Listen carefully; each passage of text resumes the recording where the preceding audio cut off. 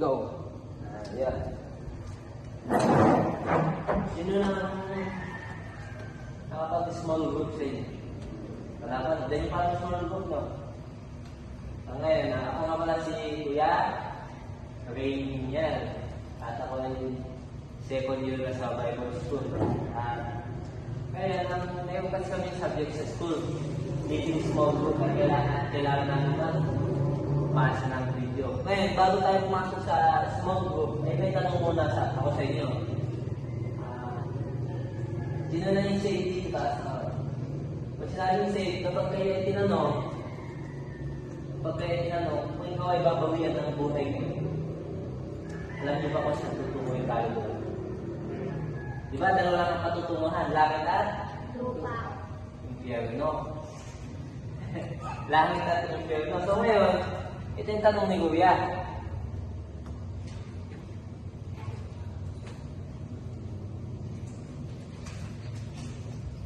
Pag tayo binawian ng buhay, alam niyo ba kung saan tutunguhin kaluluwa niya?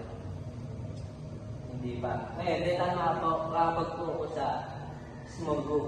Mag-focus muna tayo dun sa pag-share ng gospel. So, dun muna tayo sa first step. Gospel. Diba kapag tayo namatay, dalawa ang patutunguhan lahat at ikaw, Mikay, na-share ka na ni Kuya dun ng gospel. Ayun, sige.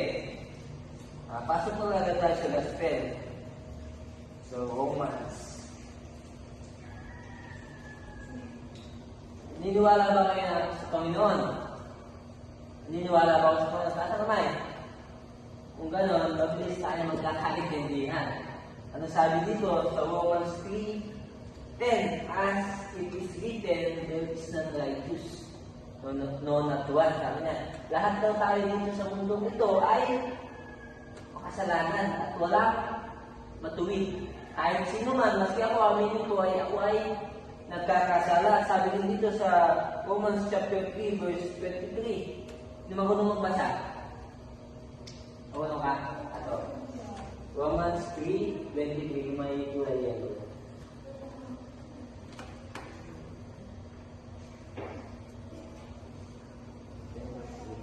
For all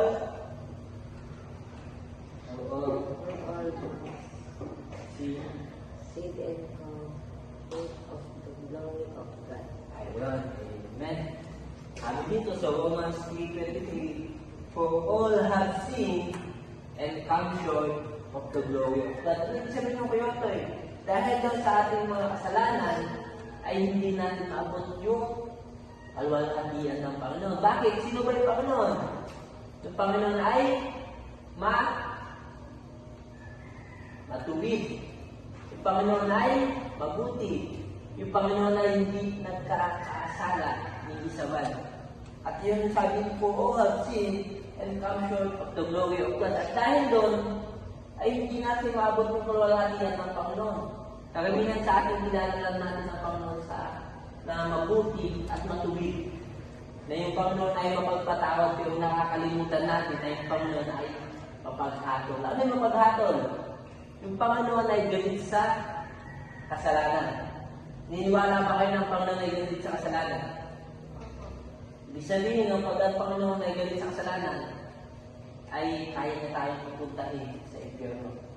Dahil ayaw niya sa tao mga kasalanan. Sabi dito, sa Romans 6:23. Ito ay gusto, pwede ko mabasa. Ayan. Romans 6:23. Ang may shade na yellow. For the wage of sin is death, but the gift of God is eternal life through Jesus Christ our Lord. Amen. Thank you. Sabi dito sa Romans 6:23, for the wages of sin is death. Dahil sa kasalanan, ay pumasok ang kamatayan. Dahil din sa kasalanan, ay deserve natin ang lahat na mapunta sa impyerno. Alam niyo, sabi dito, for the wages of sin is death. May nabalita na ba kayo yung kaibigan niyo, kakilala niyo, nagpepektuhan lamang kayo, may araw, tapos nalingat na ako, kinabukasan wala na.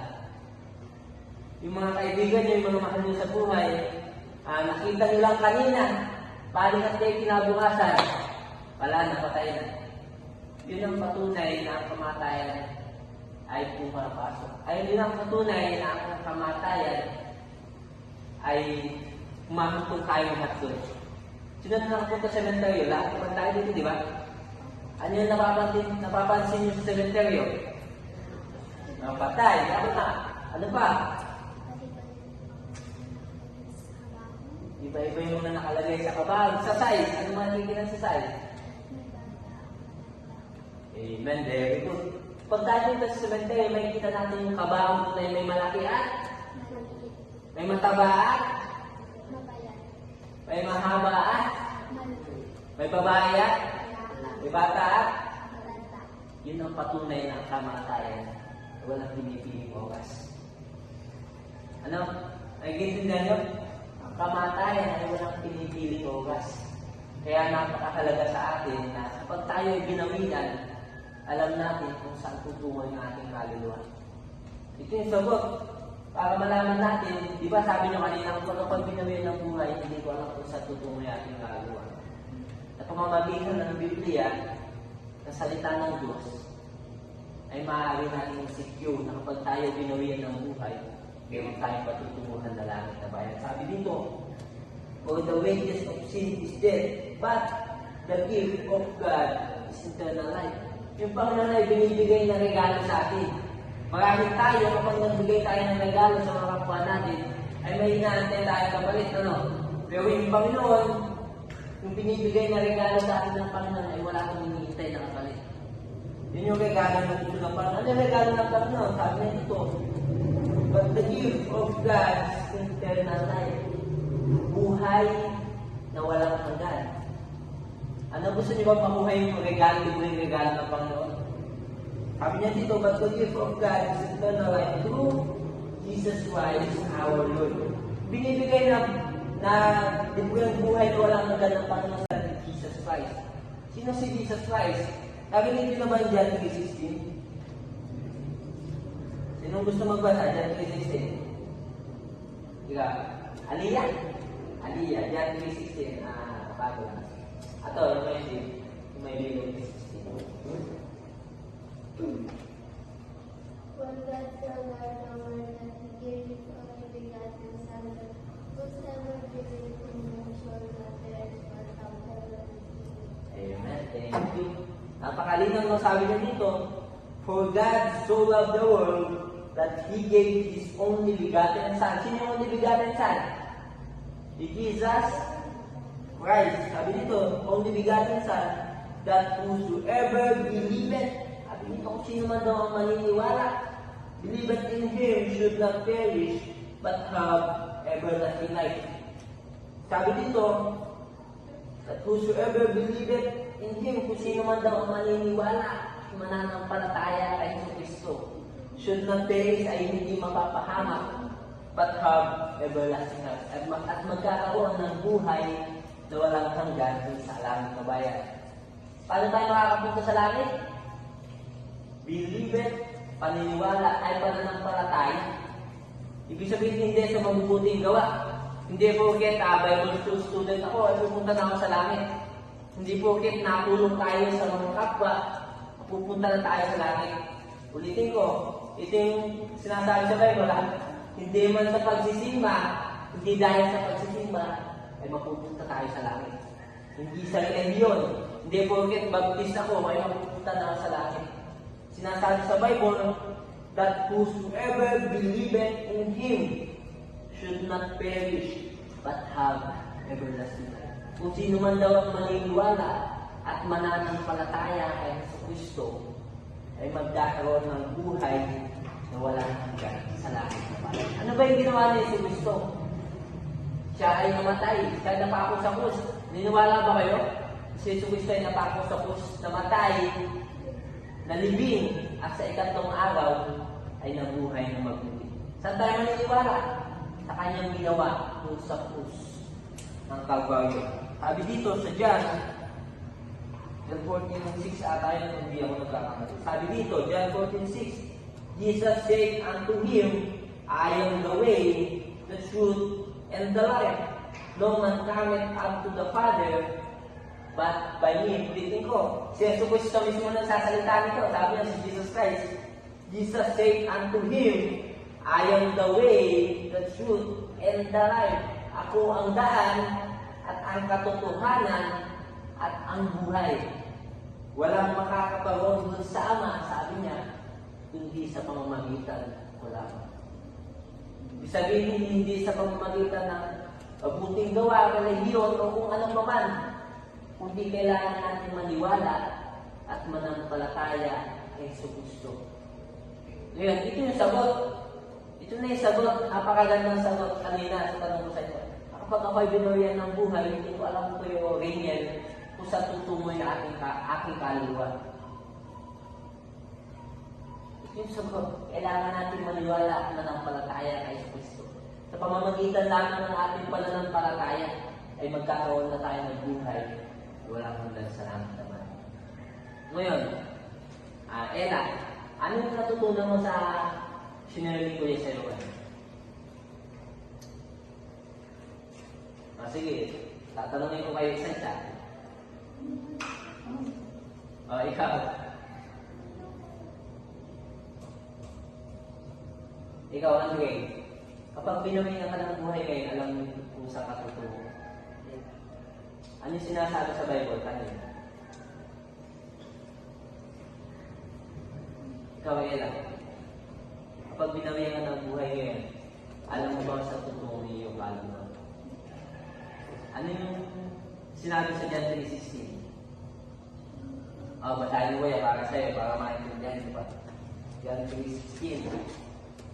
For God so loved the world that He gave His only begotten Son, that whosoever believeth in Him should not perish but have everlasting life. Ano kailangan natin gawin para magkaroon tayo ng buhay na walang hanggan sa langit?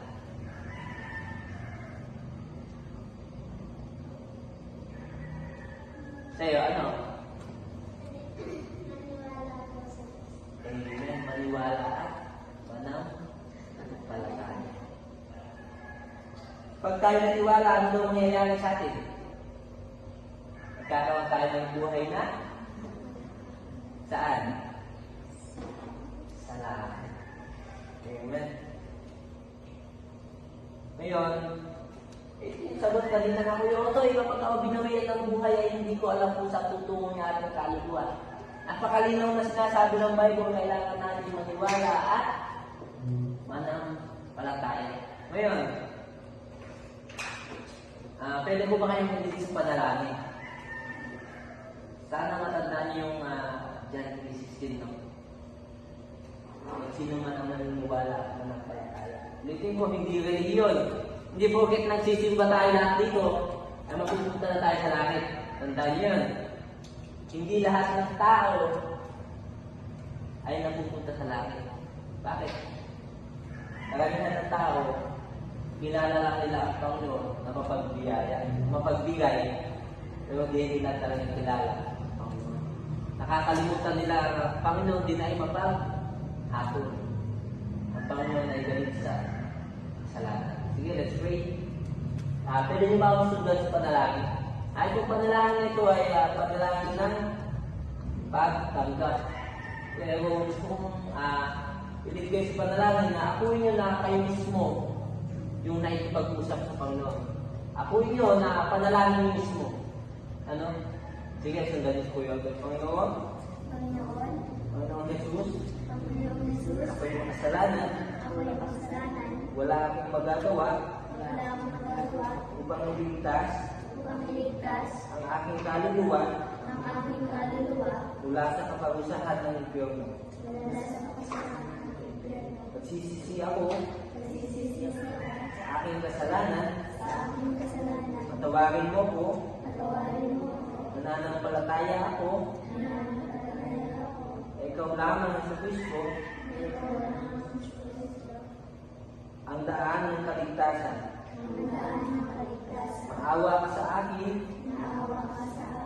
at iligtas mo ang aking kaluluwa, Panginoon Jesus. Natanggap kita sa aking puso sa aking puso, sa tanging tagapagligtas ng aking kaluluwa. ng aking kaluluwa. Maraming salamat, Panginoong Jesus, Maraming salamat, sa Panginoon, iyong pagligtas sa akin. sa iyong pagligtas sa akin.